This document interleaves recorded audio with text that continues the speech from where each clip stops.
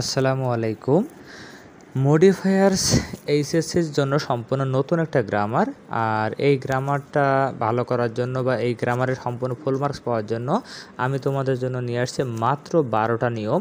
তোমরা যে কোনো রাইটারের যে কোনো বই পড়লে দেখবে কমপক্ষে 25-30টা বা 35টা মতো নিয়ম আছে, কিন্তু আমি মাত্র 12টা নিয়মে এই গ্রামারটা শেষ করে দেব এবং এখানে একটা চ্যালেঞ্জ দিয়ে দেবো। যে কোনো সালের প্রশ্ন বা যেভাবে প্রশ্ন করা হোক না কেন এই 12টার বাইরে কোনো প্রশ্ন আসবে না, একেবারে ওপেন চ্যালেঞ্জ ইনশাআল্লাহ। তো আমরা শুরু করি মডিফায়ার্স। আগে বুঝতে হবে মডিফায়ার্স জিনিসটা কী। বলা হচ্ছে যেই সকল শব্দ বা শব্দ সমষ্টি, মানে একটা শব্দ হইতে পারে বা কয়েকটা শব্দ হইতে পারে, এইগুলো দ্বারা যদি কোনো নাউন, কোনো অ্যাডজেক্টিভ বা ভার্বকে মডিফাই করে, মানে কোনো নাউন সম্পর্কে কোনো অ্যাডজেক্টিভ বা কোনো ভার্বকে যদি মডিফাই করে বা অতিরিক্ত কোনো তথ্য প্রদান করে, তাহলে সেই শব্দ বা শব্দ সমষ্টিকে মডিফায়ার বলে। মানে আমি কোনো একটা নাউন সম্পর্কে একটা বা দুটো শব্দ বললাম, সেই একটা বা দুটো শব্দ হলো মডিফায়ার। কোনো অ্যাডজেক্টিভ সম্পর্কে একটা বা দুটো শব্দ বললাম, সেই একটা বা দুটো শব্দ হলো মডিফায়ার। ঠিক আছে? তো এই মডিফায়ারকে দুই ভাগে ভাগ করা যায়। একটা হলো প্রি মডিফায়ার আর একটা হলো পোস্ট মডিফায়ার। এটা হলো প্রি মডিফায়ার আর একটা হলো পোস্ট মডিফায়ার। ওকে, আমরা দেখতে পাচ্ছি এই দুই রকম মডিফায়ার। তো প্রি মডিফায়ার জিনিসটা কি? এই মডিফায়ার যখন এই নাউন, অ্যাডজেক্টিভ বা ভার্বের পূর্বে বসে, কোনো নাউন, অ্যাডজেক্টিভ বা ভার্বের আগে যদি বসে, তাকে বলা হয় প্রি মডিফায়ার। ঠিক আছে? প্রি মানে হলো পূর্বে। যেমন দেখো, কাজী নজরুল ইসলাম ওয়াজ আ ড্যাশ পোয়েট। আমাদের পরীক্ষায় এইভাবে প্রশ্ন থাকে, এই যে পোয়েট মানে কবি, এটা নাউন, এর আগে বসে দেখো প্রি মডিফাই দ্য নাউন। মানে প্রি মডিফাই এই নাউনের আগে বসাইতে বলেছে। তাহলে সেক্ষেত্রে আমরা অ্যান্সার দিলাম হলো ফেমাস বা গ্রেট। এটা কোথায় বসেছে? পোয়েটের আগে। এর জন্য এটা কি হলো? Pre modifier. আর পোস্ট মডিফায়ারটা কি? পোস্ট মানে হলো পরে। দেখো, পোস্ট মডিফায়ার হলো মডিফায়ার যখন কোনো নাউন, অ্যাডজেক্টিভ বা ভার্বের পরে বসে তখন তাকে পোস্ট মডিফায়ার বলে। মানে পরে বসলে পোস্ট, আগে বসলে প্রি। যেমন দেখো, উই কাট ডাউন ট্রিস, এই লাইনটা শেষ। এখানে বলা হচ্ছে পোস্ট মডিফাই দ্য ভার্ব। এই ভার্বকে ভার্বের পরে, পোস্ট মানে পরে, পরে একটা মডিফায়ার বসাইতে হবে। এখন আমি এখানে অ্যান্সার দিলাম হলো অ্যাট র্যান্ডম অথবা রেকলেসলি। কোথায় দিয়েছি এটা? দেখো, পোস্ট মডিফাই দ্য ভার্ব, ভার্বের পরে বসাচ্ছি, এটা পোস্ট মডিফায়ার। আর আগে বসাইলে প্রি মডিফায়ার। তাই যাই হোক, আমরা প্রি এবং পোস্ট বুঝলাম। তো এইখানে মডিফায়ারের গুরুত্বপূর্ণ 12টা নিয়ম নিয়ে আলোচনা করা হলো। আশা করি এই নিয়মগুলো শিখলে মডিফায়ারের সকল প্রশ্ন কমন আসবে, আশা করা যায় ইনশাল্লাহ। তো নাম্বার 1 আমরা শিখবো হলো অ্যাডজেক্টিভ। তো এই অ্যাডজেক্টিভটা কি সেটাকে শুনি। যে নাউনকে মডিফাই করে, যেই শব্দ কোনো নাউনকে মডিফাই করে বা নাউন সম্পর্কে কিছু একটা বলে, সেই কিন্তু অ্যাডজেক্টিভ। ঠিক আছে? তো আমাদের পরীক্ষায় এই প্রশ্নটা আসবে কীভাবে? এই যে কয়েকভাবে আসতে পারে। যেমন প্রশ্নে আসতে পারে মডিফাই দ্য নাউন। নাউনকে মডিফাই করলে তো অ্যাডজেক্টিভ বসাবো, তাই না? পরীক্ষায় আসতে পারে মডিফাই দ্য নাউন, অথবা প্রি মডিফাই দ্য নাউন, অথবা modify the noun with an adjective, অথবা use an adjective to modify the noun. Main কথা হলো modify the noun, modify the noun, modify the noun. এই কথাটা হইলেই সেখানে আমরা কী বসাবো? অ্যাডজেক্টিভ বসাবো। যখনই বলবে মডিফাই দ্য নাউন, তখন আমরা কী বসাবো? অ্যাডজেক্টিভ বসাবো। ঠিক আছে? এখন কোন অ্যাডজেক্টিভটা বসাবো? দেখো, এখানে বলছে প্রশ্ন যেভাবে আসুক, এই নাউনকে মডিফাই করতে বললে, ওই যেই নাউনকে মডিফাই করতে বলেছে না, সেই নাউনকে আমরা কেমন দ্বারা প্রশ্ন করব। কী দ্বারা? কেমন দ্বারা প্রশ্ন করব। এই কেমন দ্বারা প্রশ্ন করলে যে উত্তরটা চলে আসবে, সেটাই হলো আমাদের অ্যাডজেক্টিভ, ওইটাই হলো মডিফাই দ্য নাউনের অ্যান্সার। আমাদের পরীক্ষায় 10টা গ্যাপের ভিতরে কমপক্ষে 3-4টে জায়গায় গ্যাপে এই মডিফাই দ্য নাউন, এই প্রশ্নটা আমাদের থাকবে। ঠিক আছে? তো পরীক্ষায় কেমন আসবে? দেখো, কাজী নজরুল ইসলাম ওয়াজ আ ড্যাশ, এই যে পোয়েট, এই যে গ্যাপের পরে পোয়েট, এটা হলো নাউন। এই যে প্রশ্ন দেওয়া আছে প্রি মডিফাই দ্য নাউন, অথবা শুধু মডিফাই দ্য নাউন দিতে পারতো, সমস্যা নাই। যে যেই নাউনের আগে গ্যাপ, মডিফাই দ্য নাউন বললে সেই নাউনকে আমরা কেমন দ্বারা প্রশ্ন করব। যেমন দেখো, কাজী নজরুল ইসলাম ওয়াজ আ পোয়েট, পোয়েট মানে কবি, তাদের কেমন কবি ছিলেন? তাদের ফেমাস পোয়েট হইতে পারে, কেউ বেঙ্গলি পোয়েট দিতে পারে, কেউ রিবেল পোয়েট দিতে পারে। একজনের অ্যান্সার কিন্তু এক এক রকম হইতে পারে। এইখানে দেখো, আমি গুরুত্বপূর্ণ অনেকগুলো অ্যাডজেক্টিভ দিয়ে দিয়েছি। এইগুলোই আমাদের পরীক্ষায় বারবার ঘুরে ফিরে এইগুলোই আসে অধিকাংশ সময়। ওকে, এই গেল হলো অ্যাডজেক্টিভ, এটা কিন্তু মোস্ট ইম্পর্ট্যান্ট একটা নিয়ম। পরে আসছে হলো অ্যাডভার্ব। অ্যাডভার্ব কি? ভার্বকে মডিফাই করে। অ্যাডভার্ব কারা? মূলত ভার্বকে মডিফাই করে। এই প্রশ্ন কয়েকভাবে আসতে পারে আগের মতোই। কীরকম?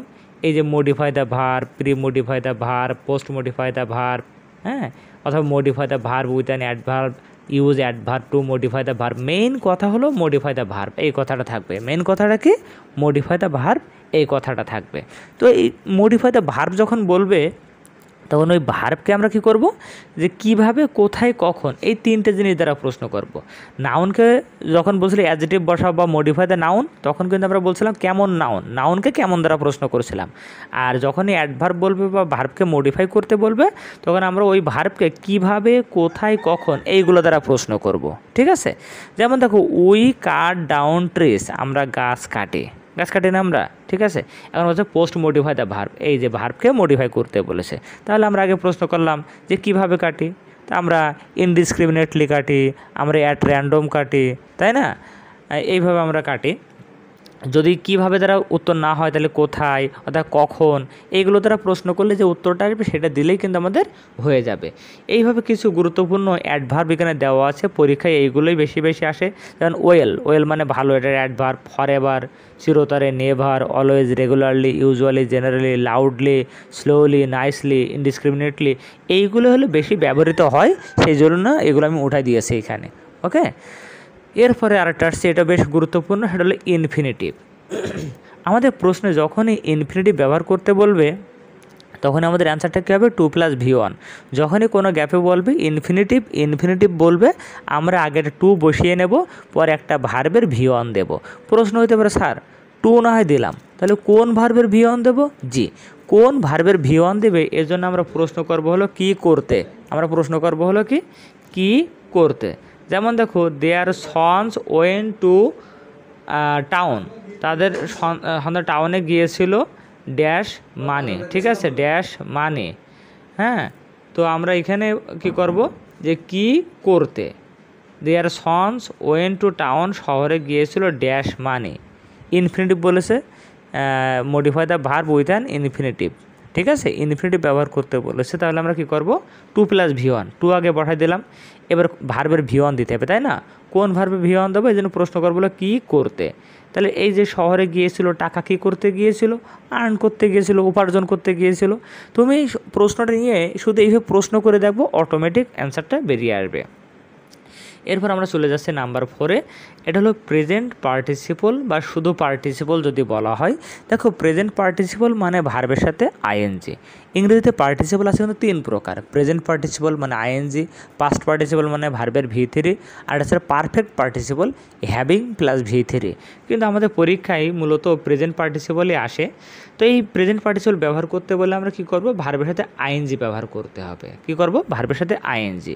তো তোমার প্রশ্ন হইতে পারে, আমরা কোন ভার্বের সাথে আইএনজি যোগ করব? এখানে তো কোনো ভার্ব দেওয়া থাকবে না, তাই না?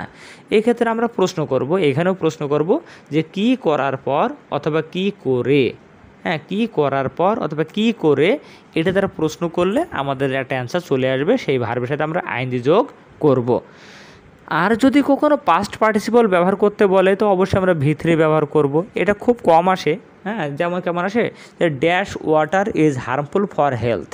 তো এখানে হবে হলো পলুটেড ওয়াটার। এ দেখো, পলুটেড ভার্বের V3। ঠিক আছে? পরে আসছে হলো পজেসিভ। পজেসিভ হলো, যেমন আমরা জানি প্রত্যেকটা পার্সনের 3টে করে রূপ আছে প্রধানত, যেমন I, me, my, we, us, our. এই যে শেষের যে নাম্বারটা বলছে, এটাকে কিন্তু পজেসিভ বলা হয়। তো যখনই পজেসিভ ব্যবহার করতে বলবে, ওই বাক্যের যে সাবজেক্ট থাকবে তার পজেসিভ ব্যবহার করব। মানে কি, মনে করেন একটা বাক্যে সাবজেক্টে আছে হলে হি। হ্যাঁ, হি টেক্স ড্যাশ প্রেয়ার, এখানে বললো পজিটিভ বসাও। যখনই পজিটিভ বলবে ওই বাক্যের সাবজেক্ট দেখবো কী আছে। সাবজেক্ট যদি হি থাকে তার পজিটিভ হিজ, যদি আই থাকে তাহলে তার পজিটিভ মাই, উই থাকলে আওয়ার, দে থাকলে দেয়ার, এইভাবে বসে যাবে। অনেক সময় সাবজেক্ট এরকম থাকে না, সেই ক্ষেত্রে সাধারণত আওয়ার বসে যায়। ঠিক আছে? যখন এরকম সাবজেক্ট থাকে না, সেখানে পজিটিভ হিসেবে আওয়ারটাই বসে যায়। এটা খুবই সহজ আলোচনা, আশা করি তোমরা পারবে। এরপর ছিল কোয়ান্টিফায়ার। দেখো, কোয়ান্টিফায়ার জিনিসটা হলো পরিমাণবাচক শব্দ। কোয়ান্টিফায়ার জিনিসটা কি? পরিমাণবাচক শব্দ। হ্যাঁ, তো যখন কোয়ান্টিফায়ার ব্যবহার করতে বলবে, আমরা কি ব্যবহার করব? অল মানে সবাই, মেনি, মাস, সাম, ফিউ, সেভারেল মানে বিভিন্ন, অথবা নো, সিঙ্গেল। হ্যাঁ, এইগুলো আমরা ব্যবহার করব, মানে পরিমাণবাচক বিভিন্ন যে শব্দ আছে সেগুলো আমরা ব্যবহার করব, হ্যাঁ। অথবা নিউমেরালস আছে, নিউমেরালস বলছে 1 2 3 4 5, এইগুলো আমরা ব্যবহার করতে পারবো। তাহলে কোয়ান্টিফায়ার দেখো সবই কিন্তু কোয়ান্টিফায়ার, মানে পরিমাণবাচক। 1 2 3 4 এরা কিন্তু পরিমাণবাচক। No, single, double, several, few, some, এগুলো সব কিন্তু আমাদের কোয়ান্টিফায়ার, ঠিক আছে। তো এর ভিতরে 1 2 3 4 5 এদেরকে আবার কী বলা হয়? নিউমেরালস। অনেক সময় কোয়ান্টিফায়ার না বলে শুধু নিউমেরালস বলে, সেই ক্ষেত্রে আমাদের সংখ্যাটা বসালেই হয়ে যাবে। এরপর আমরা চলে আসছি নাম্বার 7-এ, মডিফাই দ্য অ্যাডজেক্টিভ অথবা ইন্টেন্সিফায়ার। হ্যাঁ, এই প্রশ্নটা দুইভাবে আসে, যে শুধু এইভাবে আসে যে ইন্টেন্সিফায়ার বসাও, মানে ইউজ অ্যান ইন্টেন্সিফায়ার। কি বলে? Use an intensifier. এই যে দেখো উদাহরণ দিয়েছি, ইউজ অ্যান ইন্টেন্সিফায়ার অথবা শুধু ইন্টেন্সিফায়ার, হ্যাঁ, মানে এইভাবে থাকে, ইউজ অ্যান ইন্টেন্সিফায়ার এইভাবে থাকে। এর আরেক নাম হলো মডিফাই দ্য অ্যাডজেক্টিভ। যেটাই মডিফাই দ্য অ্যাডজেক্টিভ সেটাই হলো ইন্টেন্সিফায়ার, যেটাই ইন্টেন্সিফায়ার সেটাই হলো মডিফাই দ্য অ্যাডজেক্টিভ। তো যখন আমাদের এটা বলবে, দেখো 95% ক্ষেত্রে তুমি দেখবা ইন্টেন্সিফায়ার বা মডিফাই দ্য অ্যাডজেক্টিভ বললে শুধু ভেরি বসালেই আমাদের অ্যান্সারটা হয়ে যায়, ভেরি বসালেই হয়ে যায়। তুমি সলিউশনে দেখবা মোস্ট অফ দ্য জায়গায় ইন্টেন্সিফায়ার বললেই অ্যান্সারটা হলো ভেরি। কিন্তু শুধু ভেরি না দিয়ে রিয়েলি দেওয়া যাইতে পারে, এনাফ, অ্যাবসোলিউটলি, কোয়াইট, ইটিসি, এগুলো সব দেওয়া যেতে পারে, সব হলো ইন্টেন্সিফায়ার। তবে এখানে এনাফের আলোচনাটা একটু আলাদা। কীরকম? দেখো, এই যে ইন্টেন্সিফায়ারটা মূলত দেখো, ইউজ অ্যান ইন্টেন্সিফায়ার কারা? মানে অ্যাডজেক্টিভের আগে বসে। অ্যাডজেক্টিভ, মডিফাই দ্য অ্যাডজেক্টিভকেই বলা হয় ইন্টেন্সিফায়ার। এখানে বসালে ভেরি। আর এনাফটা কখন বসে? যদি দেখো অ্যাডজেক্টিভের পরে গ্যাপটা থাকে, মানে গ্যাপের পরে যদি অ্যাডজেক্টিভের পরে যদি গ্যাপটা থাকে সেখানে হলে ভেরি বসে, ওই এনাফ বসে। আমি আরও সহজে বলি, সেটা হলো তোমাকে ইন্টেন্সিফায়ার বসাইতে বলেছে এবং গ্যাপের পরে যদি টু থাকে সেখানে অবশ্যই কী বলবে? এনাফ বসবে। আরেকভাবে মনে রাখা যায়, সেটা হলো যদি কখনো বলে পোস্ট মডিফাই দ্য অ্যাডজেক্টিভ, মানে অ্যাডজেক্টিভের পোস্ট, মানে অ্যাডজেক্টিভের পরে যদি ইন্টেন্সিফায়ার বসাইতে বলে তখন অবশ্যই কী হবে? এনাফ হবে। তাহলে আমি আরেকবার বলছি, সমস্ত ইন্টেন্সিফায়ারগুলো অ্যাডজেক্টিভের আগে বসে। অ্যাডজেক্টিভের আগে দেখো, ইম্পর্ট্যান্ট অ্যাডজেক্টিভ, এর আগে বসেছে ভেরি। কিন্তু এখানে হাই ছিল অ্যাডজেক্টিভের পরে গ্যাপ না, এজন্য এখানে বসবে হলো এনাফ, মানে এনাফটা হলো অ্যাডজেক্টিভের পরে বসে। এখানে লিখে দিয়েছি গ্যাপের পরে টু থাকলে ইন্টেন্সিফায়ার হিসেবে এনাফ বসে।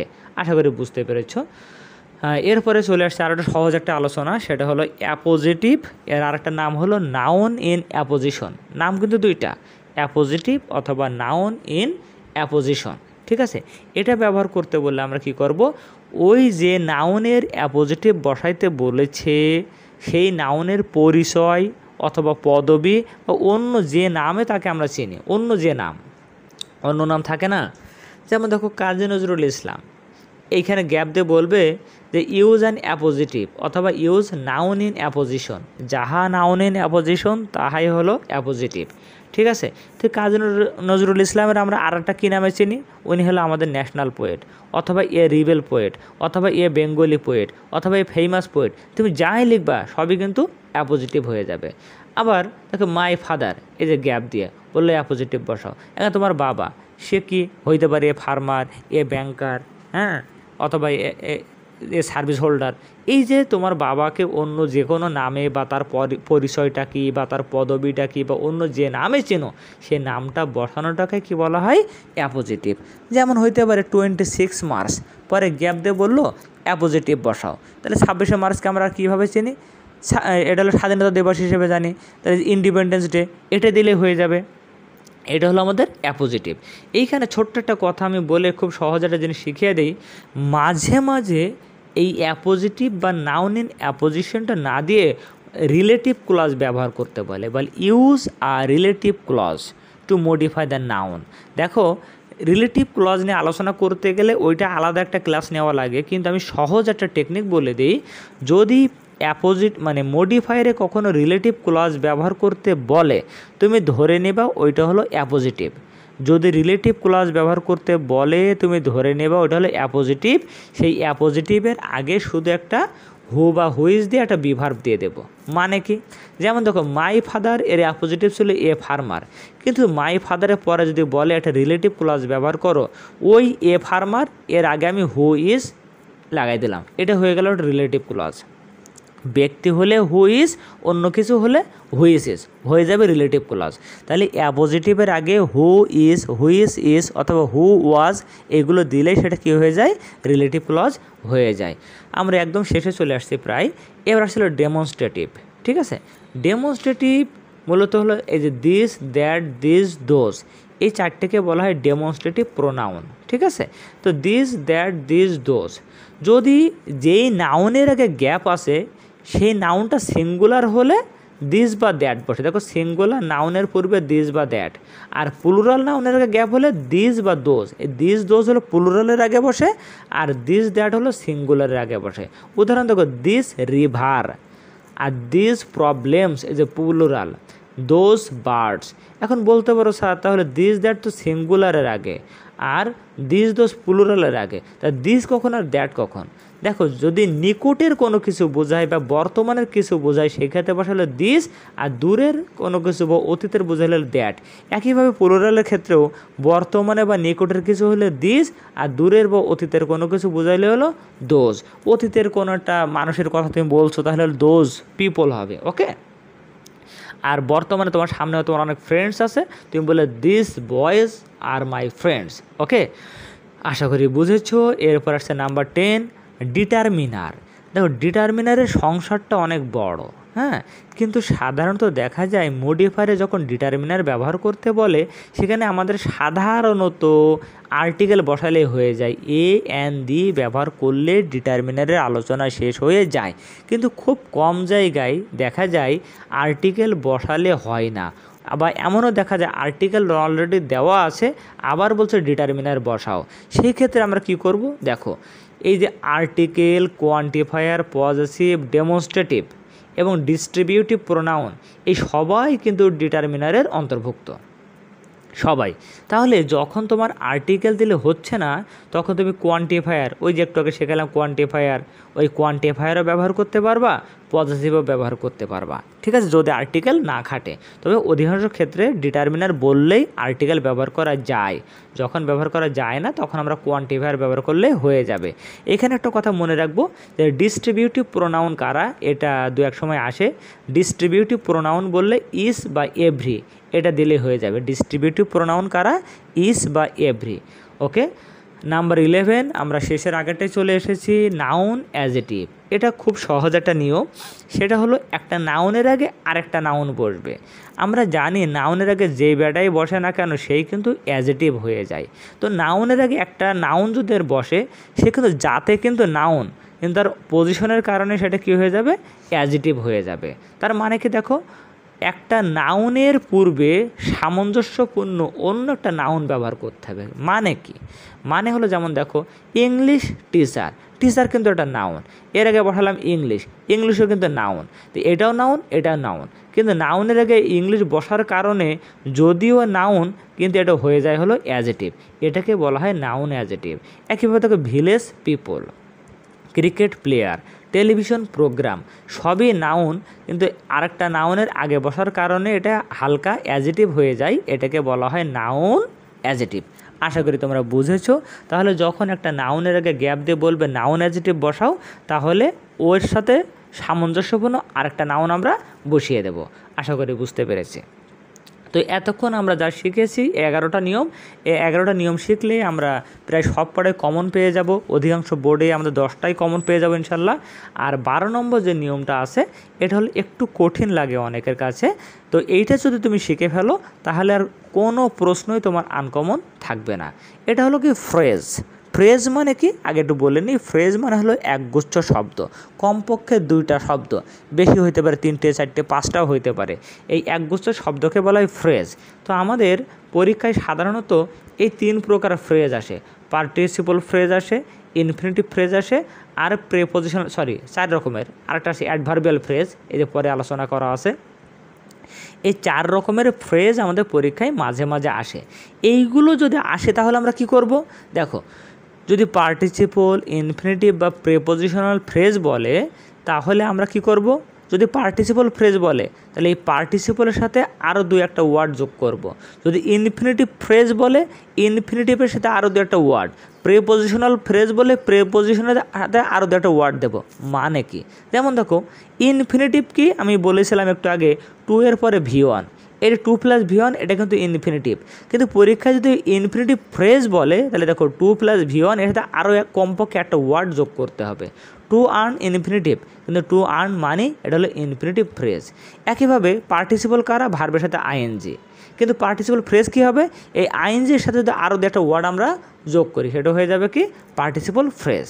ওকে, প্রেপোজিশন তো আমরা চিনি, প্রেপোজিশনাল ফ্রেজ কি, এই প্রেপোজিশনের পরে আরও 2-1টা ওয়ার্ড যোগ করতে হবে, এটাই হলো আমাদের প্রেপোজিশনাল ফ্রেজ। ওকে, এবার লাস্টে আসছে অ্যাডভার্বিয়াল ফ্রেজ।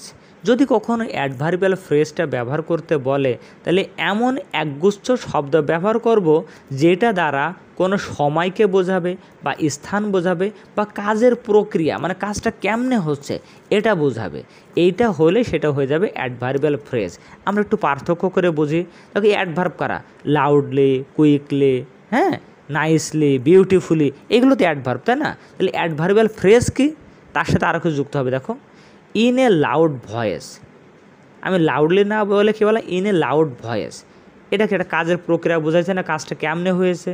তারপরে দেখো ভেরি, শুধু কুইকলি, এটা কিন্তু অ্যাডভার্ব, শুধু কুইকলি এটা কি অ্যাডভার্ব, কিন্তু আমি দিলাম ভেরি কুইকলি, এটা কি হয়ে গেল অ্যাডভার্বিয়াল ফ্রেজ হয়ে গেল।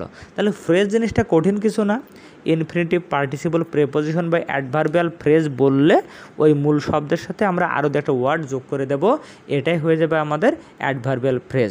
তো তোমরা এই 12টা নিয়ম শিখে তোমরা যে কোনো বোর্ড তোমরা খুলে প্র্যাকটিস করে দেখো, আমি চ্যালেঞ্জ করে বলতে পারি এই 12টার বাইরে কোনো নিয়ম নাই।